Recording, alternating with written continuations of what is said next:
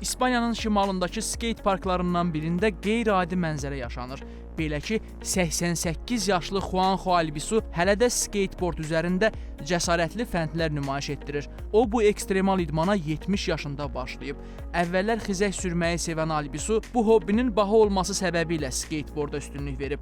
Hazırda o, hər həftə parkda məşq edir və fəallığı ilə gəncləri də heyrətləndirir. Albisu deyir ki, fiziki aktivlik onun həyat keyfiyyətini yüksəldir.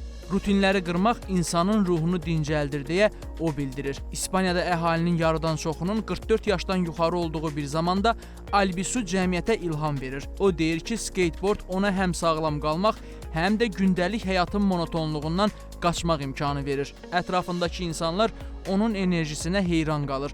Albisu yalnız skateboardla kifayətlənmir. Həftədə 2 dəfə ingilis dili danışıq klublarına da gedir. Skate parkında yaşadığı maraqlı hadisələri ingiliscə paylaşmaqdan böyük zövq alır. O yaşıdlarına bu cür çağırış da edir. İstəyirsinizsə başlayın, amma asta-asta. 88 yaşında olmasına baxmayaraq Juanjo Albisu sübut edir ki, həyat aktiv olanda daha gözəldir.